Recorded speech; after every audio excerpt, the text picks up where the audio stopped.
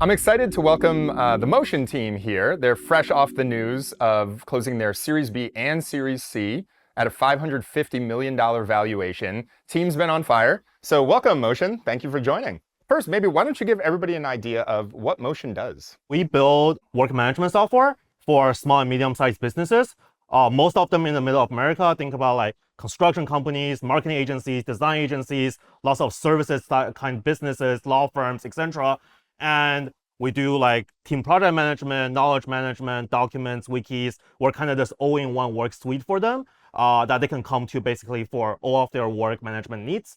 And what's very exciting over last year is we have been building agents for them such that we're not just managing their work, but we're actually doing work for them. It didn't start like that, though. So take us back to the early days and maybe first how you guys first got connected and even decided that you wanted to work on a startup together. Maybe a little bit about how we got connected. Omi and I were high school friends. So we did high school math Olympiad. We were both, I actually think Omi and I were the first two kids in our school's 30-year history to ever make it to a USA Math Olympiad. We both scored a 14 on it. And then, Ethan was one of my best friends from college. We went to school together. We both studied computer science. And that's how we met. So you knew each other early on in life from high school days and college days. At what point did you decide that you guys should all start a company together? We were kind of just talking, and Omi and I were catching up. Omi was actually trying to apply for a quant trading job, and Ethan and I, we were both quant traders. After college, just like a lot of my friends back in high school did math Olympiads, just like go to trading jobs, right? Omi was actually asking for my help on how to get into trading, and I was like, hey, why don't we just do this startup thing together? And that's how it came about. That's almost an unusual move because you guys were making a lot of money at the time, were you not? Yeah. Like, talk a little bit about what you actually had to sacrifice and give up in order to start this company. I mean, as like 21, 22-year-olds, sometimes you're making like, 7 figures, which is a lot of money, right? Like none of us came from a very rich background. Definitely in the beginning, like Harry and I, we were both traders straight out of college.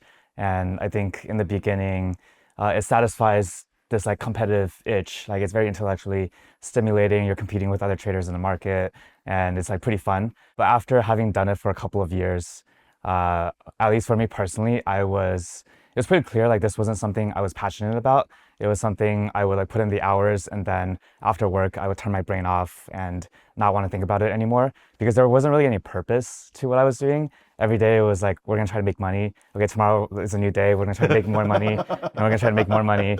But like, there wasn't like something that like we were building that was like compounding that like we could say like we are building this endeavor that, so basically around the same time, 2019, I was talking to Harry about it and he was thinking about starting the company. Well, I was at the same time looking for my next potential career move. Talk about what that conversation was like. I mean, you both had to give up 7-figure salaries to go back to zero with a startup, to start a startup nobody had ever heard of. Like what was that conversation and decision-making process like for both of you? We actually got into YC, I think, around July of 2019. We ended up delaying the batch until the winter. But we basically had to quit our jobs in August. If you know how trading works, you don't get any bonus until the following year. Even if you quit in August of the year, you are basically forfeiting like 8 months of salary, which is like of bonus, which is like something close to $1 million. But yeah, my parents definitely thought it was crazy. Definitely heavily recommended against it. They were like, oh yeah, you should accumulate 5 to 10 years of wealth before you do any kind of this stuff. But I'm a big risk taker. I think we all believe in ourselves. So I think we take huge risk, huge reward, right? That comes from trading too. So yeah, decided to take a very big risk on ourselves. I had a similar story with my parents. Not only was I giving up the finance job, I was also sitting on an offer to go to Stanford Business School. And so they wanted me to either do the finance job or get my MBA.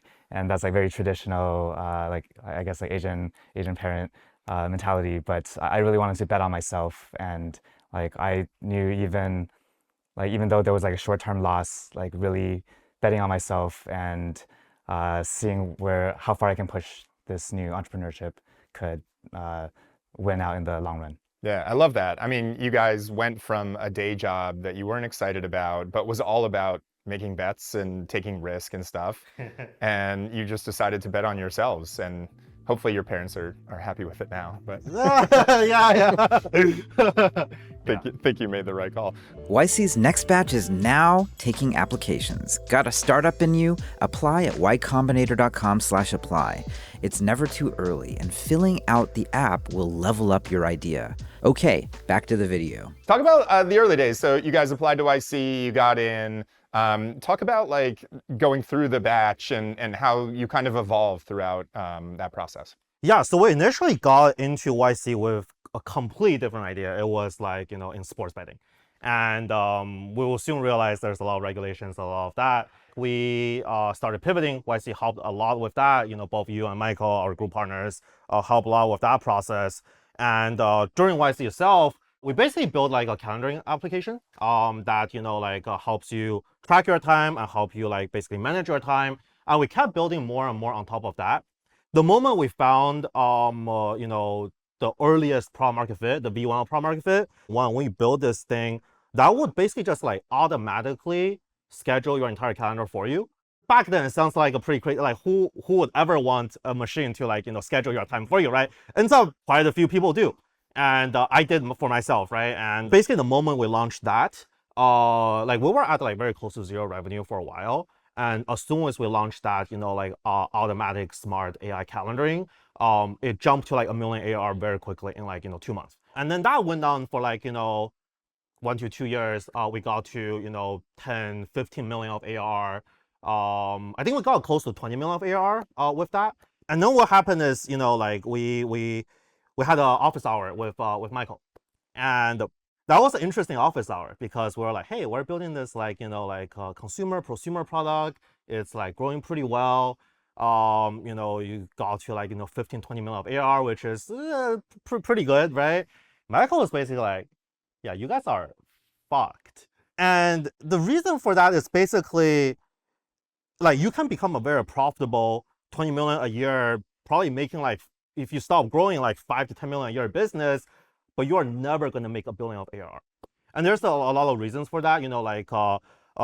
This kind of product is generally not a must-have for consumers or prosumers. Generally, these kind of productivity tools, a lot of them are nice to have. So that means like retention sometimes is not great. You never see like anything close to the 100% dollar retention you see on B2B products. And we were very much building a very nice to have, but I think there were very few users who is like, oh, this is absolutely a must-have, right? It's like their life, their business, they don't absolutely depend on it. And basically that's when we realized, hey, if we truly want to build like $1 billion revenue business, this is not it. And I think that was a tough moment. And we had to figure out, okay, what do we do now? We started getting a lot of interest on integrating with like, a Monday or a Jira or like Asana or a Trello. We look at these platforms and we're like, they're not that good. And we can build a much better version of them knowing what we already know about, time management and, like team productivity. And we have accumulated a couple of years of expertise in this area. Like, let's go build the best work management tool for SMBs and mid-market, which is, a lot of where a lot of our prosumers came from. So we basically talked to a bunch of them, figured out their pain points, our own pain point using these tools. And we just pivoted from consumer prosumer to, like B2B. And that was pretty hard because building a B2B product for businesses to trust you, like you need to build a lot of feature parity stuff. And not only do you need to build feature parity, you have to build like what is your unique value proposition that makes yourself 10 times better than alternatives in a single dimension. So we have to do that as well. And that is our main business going forward. I think what's so interesting about that is, you pivoted, you found something that worked, you grew it to 15, 20 million ARR. Many people would be thrilled at that. And you looked at the future that you wanted to build, this, multi-billion-dollar company, and recognized that this was not actually going to be the thing that got you there. And you made a really difficult decision that we can't continue to fully focus on this thing. We got to find the next thing that's going to get us from the 15, 20 million to 100, 200, 500 million ARR. And that involves starting over from scratch in some ways. Like maybe you can reuse parts of the product, but you have to go find a totally different customer type. Talk about like your thought process behind that. I see some people that get to that position, they have that same epiphany and they go, oh no, like I'm stuck. I don't want to go back and like spin up a new thing from scratch with a new customer type and a new go-to-market motion. Maybe I should just find an acquirer and get out while I can kind of thing. But you guys were down for the journey again to keep going and push to that much larger exit. What was your thought process as you were going through that? I think we really just want to build a lasting business. And I think at the end of the day, like it's just this team really wanted to win. Where does that come from for each of you? Your like desire to win. You know, I can see it in the arc of your stories, you know, doing the competitions at an earlier age and, you know, giving up money because you want to win and go for the bigger prize. Where's the motivation come from for each of you for that? Yeah, so I think for me, I think it was part of being a first generation immigrant to the United States. I came here when I was really young and had to learn the language, like assimilate myself. And I didn't come from like a really wealthy family or anything and had to prove myself going through like the public school system, trying to become #1 in order to graduate at the top of my class and then try to like get to a good school and just making sure that the investment that my parents made in me really panned out. No, I think I wish I had self-reflected enough. It just feels like the shame of not making it, of motion not working out is just like, it's too much to bear. Like, you know, it's the best option. It's the most comfortable option is to actually make things work, even if that's extremely hard. I hear that a lot from founders, which is it's not even so much about winning sometimes, it's about not losing and, you know, the not giving up. And yeah, that's interesting. For all of us, there's a giant chip on our shoulder, right? And I think part of that came from actually YC demo day. We were in the winter 20 batch. It was a COVID batch. It was really hard to fundraise. Shut down 2 weeks before your demo day. Yeah, YC Investors were scared to put money into anything, right? Markets were tanking. Yeah, that was a crazy time. Yeah, exactly. So like, you know, we got rejected by around 150 investors after Zoom calls. Like you should have seen my investor CRM. It was like over 500. And, you know, got onto calls with like around a third of them, basically got rejected by like, you know, 98% of them. And we were trying to raise our seed for like 3 months. We ended up only raising like, you know, a couple $100,000. First of all, the investors that invested, you know, not a lot invested in the early days. And I remember being on calls with you around demo day and like, what are the magic words I need to say to get people to invest? And it's always so interesting to look back at things like this now a few years out where things have played out a little bit. And a couple people took a bet on you, but most didn't. And the ones that didn't, I'm sure regretting it right now. And the ones that did have to be feeling pretty good about their like counterintuitive investment that actually has ended up working out here, right? Yeah, so if I'm being completely honest, we have not won yet.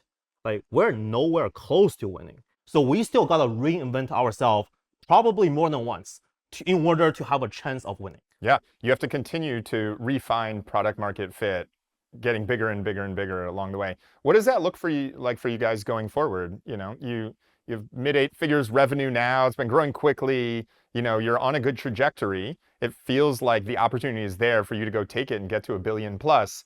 What does the future look like for you? Yeah, I actually think we're in a very lucky position because we have built a suite of work management tools that we are now basically building, embedding AI agents on top of them. There are a few things here, right? Like one is we are now not just managing work for our customers, you know, the SMBs in the middle of America, but we're actually doing work for them.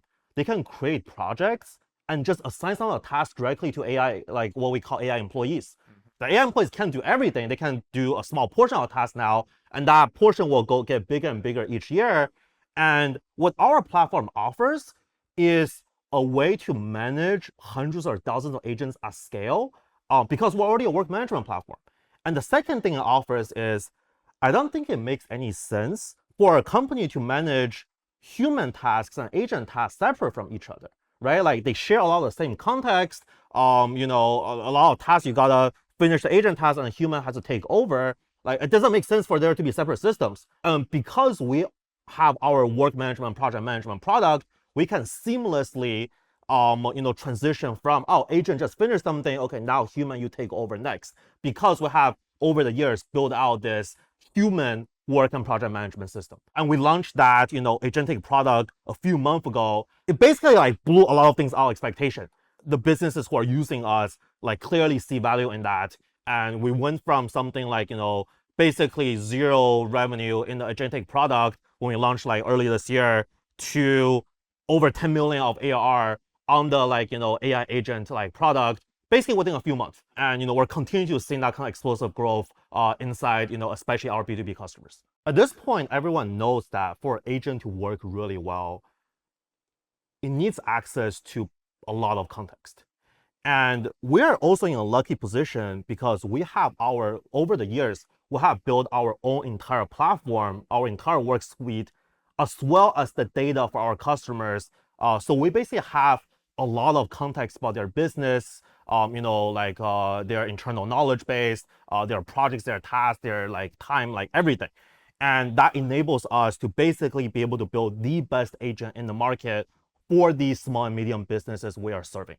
That platform and data and that context, that is one of the biggest reasons why our agents are performing a lot better than some of the maybe perhaps independent agents who perhaps don't have their underlying platform or data. You guys are hiring. So as you're looking for people to join the team, what's the profile of somebody that you're looking for? I think we're looking for people who are really driven, really passionate. They're not looking for a 9 to 5, but they're looking for I guess it's the same chip on their shoulder. They want to prove that they have like a really high potential, and motion is the place for them to unlock all that potential. Maybe they've been limited in a role before and they want to take greater and bigger responsibilities. We will take that bet on them and have them give their hardest effort and see how far they can go. I think the ultimate determining factor of the success of a company starts with the founders. And I think one of my takeaways from talking with you guys and hearing your story is just how much you're driven to win. And so I think for anybody that's looking to join a company, that's like the number one thing they could look at is how much do these founders want to win? And I think that really comes through here and how you guys are thinking about the business. And once you get to $1 billion ARR, which I know you guys are going to do, that's not going to be good enough. And you're going to be, how do we get to 2? How do we get to 5? And you're not going to stop. So it's been awesome to hear your story. Thank you guys so much for joining. And excited for you to announce all the fundraisers and all the success you've been having. Yeah, thanks so for much, Aaron. being on this journey Aaron. with us.